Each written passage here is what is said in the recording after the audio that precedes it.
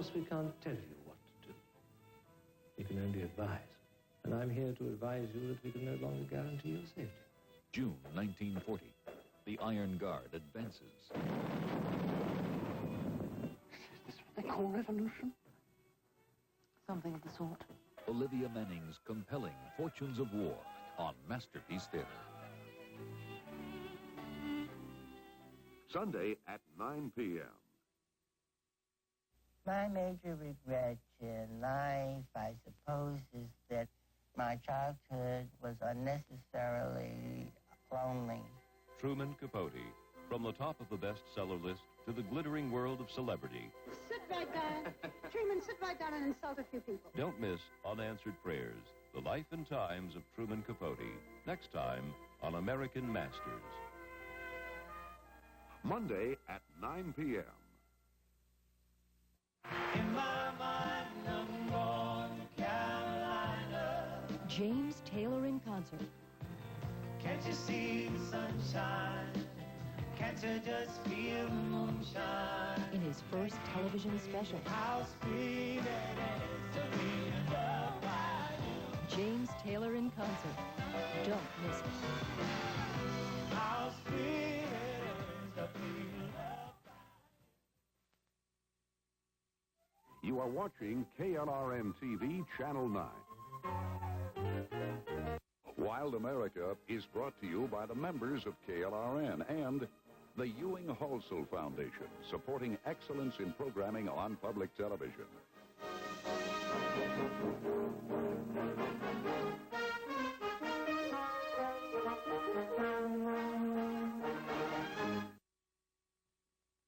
Wild America is made possible by this station and other public television stations. They've had an air of mystery about them all through history. They were waited on as gods. Now he's waiting to eat. They roam wild in the jungle. They roam loose in the street. They fall flat on their feet and are off in a flash. And to catch tonight's dinner, it's the 100-yard dash. To learn why we love them doesn't take math. Find out on Nature when cats cross your path.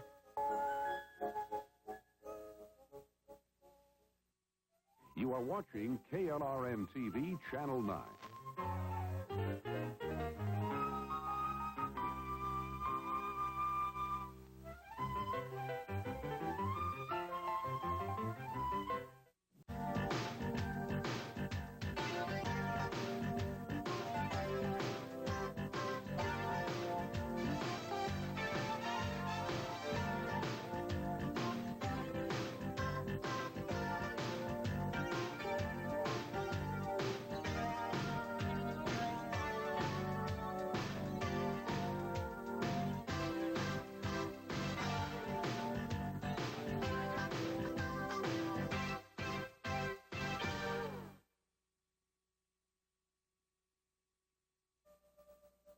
The wood stork is an accurate indicator of the decline of the Everglades ecosystem. This magnificent bird, whose tenuous existence mirrors that of all wildlife in the Everglades, now faces its greatest danger, man. Will we lose yet another species? Find out when Richard Crenna narrates Wood Stork, Barometer of the Everglades, the next National Audubon Society special.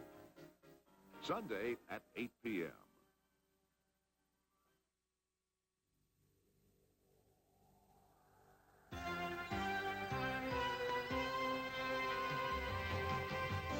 On the campus of Texas A&M University, scientists are performing research on the latest forms of communication and at the same time examining some forms that are centuries old.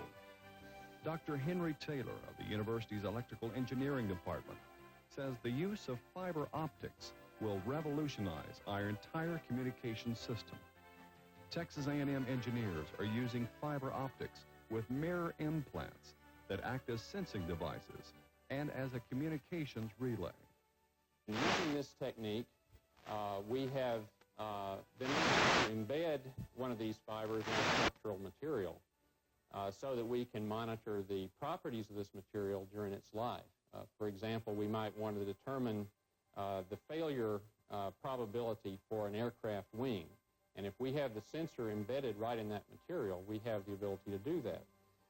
These sensors could also be distributed along the length of a fiber. We might have, say, a dozen sensors in one fiber and use this in a fire alarm system. We also have discovered a new application for this sensor right in our own solid-state laboratory for monitoring the temperature of a material while it is being processed. With the combination of lasers and fiber optics, heart surgeons should soon replace balloon angioplasty and unclogging blocked arteries. So there's a great deal of interest in using lasers for angioplasty. And in our research program here, we have a laser called an erbium laser. It emits infrared light, and we are looking at techniques for using this laser in conjunction with a new type of optical fiber for the angioplasty application, with the goal of eventually developing a catheter that can be used in heart patients. We're carrying out this project in conjunction with the Texas Heart Institute in Houston. Until recently, no one thought it possible to recreate the sounds of the Stradivarius violin. But a scientist at Texas A&M said take a closer look at the varnish that was used, and you'll find the secret of the Stradivarius. Unlike all the other violin makers who are interested in the looks of the Stradivari, we are primarily interested in the sound quality, the velvety and brilliant sound of the Stradivari. We have analyzed the materials of one Stradivari and 4 other instruments from the same period, and we have found that the materials are very much different from the ones used in generations. And we assume now that the materials are determining the sound quality.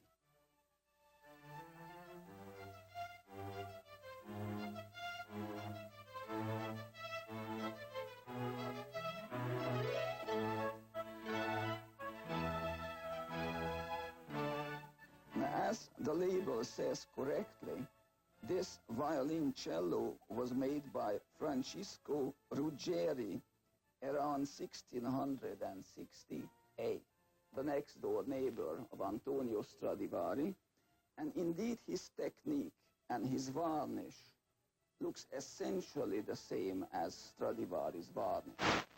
Since we cannot afford to buy a broken Ruggeri, this is broken in several places, we decided to do our material analysis on this instrument.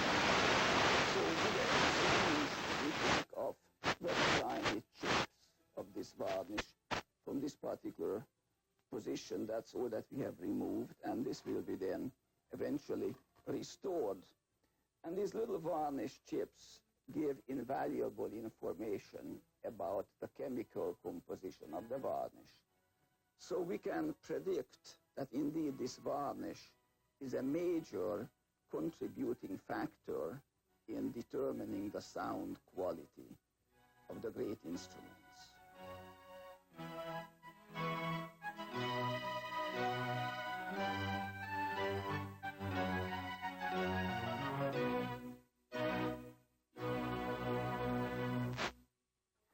Next on Nova.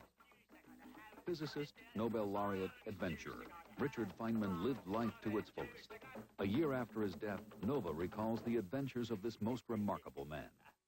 My interest in science is to simply find out about the world. And the more I find out, the better it is. I like to find out. The last journey of a genius. That's next time on Nova.